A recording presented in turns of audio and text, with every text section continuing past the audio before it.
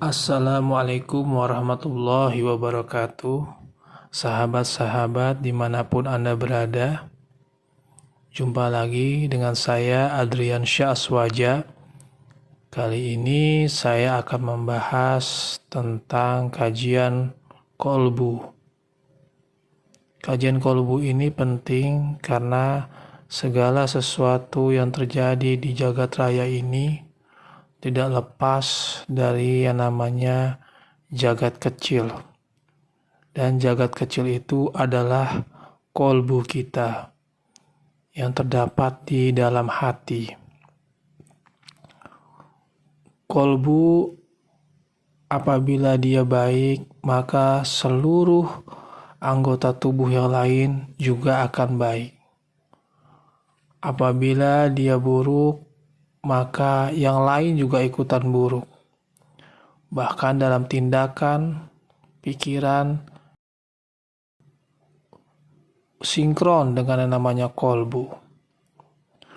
Ambil contoh apabila kita sedang marah, lalu muncul sebuah pikiran untuk kita membentak, menghina, atau bahkan bertindak untuk menyakiti orang yang kita marahi. Dan itu semua berawal dari kolbu.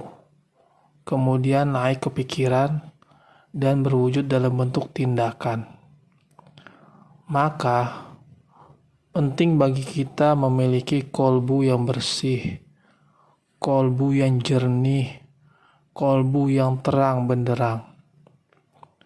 Orang yang berbuat zolim adalah orang-orang yang memiliki kolbu yang gelap. Orang-orang yang suka berbuat dosa dan kemaksiatan itu karena dia memiliki kolbu yang gelap. Satu kali orang berbuat dosa, maka akan ada satu titik noda hitam di dalam kolbunya. Apabila dia terlalu sering berbuat dosa dan kemaksiatan, maka semakin banyak dan semakin gelap kolbunya.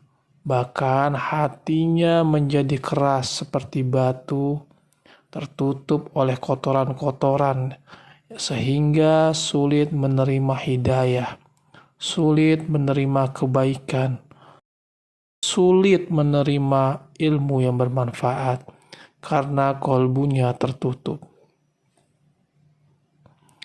Maka dari itu kita harus memiliki kolbu yang lembut, yang jernih, yang terang benderang. Adapun caranya adalah memperbanyak istighfar.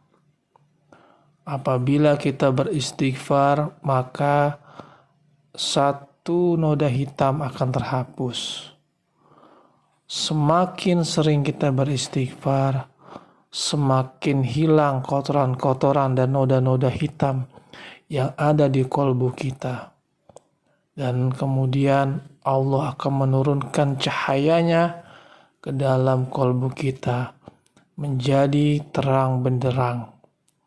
Ketika kolbu kita sudah terang benderang, maka dengan sendirinya kita akan menarik perhatian makhluk-makhluk Allah, baik itu manusia maupun malaikat. Manusia ketika mendengar kita berbicara akan mudah untuk memahami isi pembicaraan kita. Bahkan ucapan-ucapan kita mampu menyentuh hati-hati mereka. Begitu juga para malaikat-malaikat akan mengelilingi kita karena cahaya terang benderang yang memancar dari kolbu kita, sehingga malaikat-malaikat mendoakan kita. Ketika para malaikat mendoakan kita, maka akan banyak keberuntungan-keberuntungan dalam hidup kita. Rezeki kita akan semakin berlimpah. Pekerjaan kita menjadi lebih mudah. Dan bahkan urusan-urusan yang sulit diberikan kemudahan dan jalan keluar. Itulah pentingnya kita untuk membersihkan kolbu kita dari kotoran-kotoran, yaitu dengan cara memperbanyak istighfar. Istighfar itu ada banyak. Ada yang kalimatnya ringan, seperti astagfirullah, astagfirullah. Ada yang agak panjang, astagfirullahalazim. Dan juga banyak lagi. Tapi lebih baik istighfar yang dilakukan secara berkelanjutan, secara istiqomah. Karena dosa besar akan menjadi kecil apabila kita memperbanyak istighfar. Dosa kecil bisa menjadi besar kalau kita kurang beristighfar. Dan banyaknya dosa bisa membuat kita menjadi banyak masalah, membuat kita mendapat banyak musibah, dan bahkan hidup kita menjadi sumpek, sulit untuk bahagia. Maka istighfar adalah solusi dari semua masalah-masalah tersebut. Mungkin itu saja. Terima kasih. Wassalamualaikum warahmatullahi wabarakatuh.